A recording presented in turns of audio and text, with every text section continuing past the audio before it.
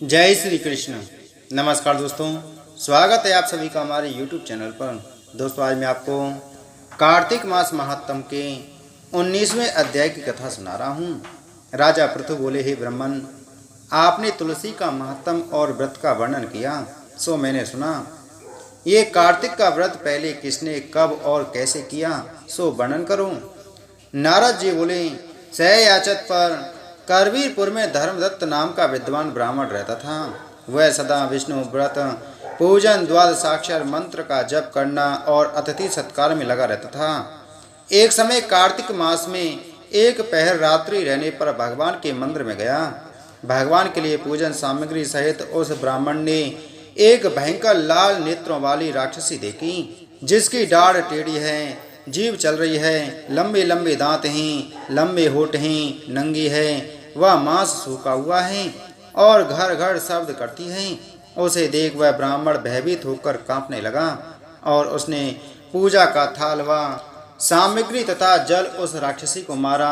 उस ब्राह्मण ने भगवान का स्मरण करके तुलसी के जल को राक्षसी के ऊपर फेंका, सो उसके स्पर्श मात्र से उसके पाप नष्ट हो गए और वह पूर्व जन्म के कर्मों के योग के कारण अपनी दशा को याद करके ब्राह्मण को प्रणाम करके बोली, हे ब्राह्मण, पूर्व कर्म के फल से इस दशा को प्राप्त हुई हूँ, इसलिए कैसे उत्तम गति को प्राप्त करूँ, सो आप उपाय बताओ।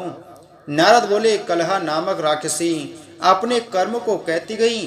तब अति विस्मय हो धर्मदत्त नामक ब्राह्मण बोला, हे कलहा, पूर्व जन्म में किस कर्म से यह तेरी दशा हुई है, कैसा तेरा चरित्र था, यह मुझसे कहें। कलहा बोली, हे महाराज, सौराष्ट्र में एक भिक्षुक नामक ब्राह्मण था। उसकी स्त्री कलहा नामक अति निष्ठुर भाव वाली मैं थी। मैंने कभी अपने स्वामी की सेवा नहीं की और ना मीठे वचन बोली। मैं उन्हें सदैव धोखा देती रही। मुझको कलेश ही प्यारा लगता था। ये बात जानकर पति ने दूसरे विवाह का विचार किया। तब मैंने जहर खा लिया। तब यम के दूत मुझे बांध कर ले गए।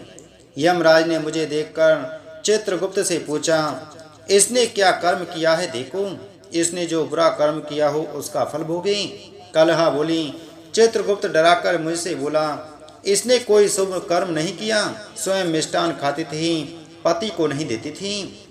इससे ये वल मुनि पक्षी की योनि में अपनी विष्ठा को खाती रही। ये अपने पति से द्वेष करती थी, इससे ये विष्ठा खाने वाली सूकर योनि को प्राप्त करें। इसने अपने पति के ऊपर विष खाकर आत्मघात किया है, इसलिए अपने बच्चों को खाने वाली बिल्ली हो। यह अति नीच प्रेत योनि में रहे और अपने दूतों के द्वारा इसको मेरु देश में भेज दो।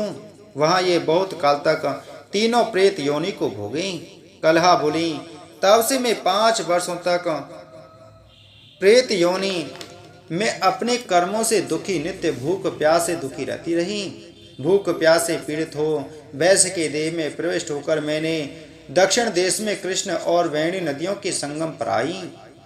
जब मैं नदी के तट पर पहुंची, तब उस शरीर से शिव और विष्णु के गणों ने मुझको अलग कर दिया। फिर भूख प्यास से व्याकुल मैंने तुमको देखा। तुम्हारे हाथ में तुलसी मिला जल जो मेरे ऊपर गिरा, उससे मेरे पाप दूर हो गए। हे ब्राह्मण, ऐसी कृपा करो जिससे आने वाली 3 प्रेत योनियों से मुक्त हो जाऊं और मोक्ष को पाऊं। ब्राह्मण इस प्रकार कलहा के वचन सुनकर कर्मों के फल से प्राप्त घृणा युक्त दशा को विचार कर बहुत देर बाद यह वचन बोला। इति श्री कार्तिक मास महात्म 19वां अध्याय संपूर्ण। बोलो कार्तिक मास महात्म की जय। बोलो विष्णु भगवान की जय।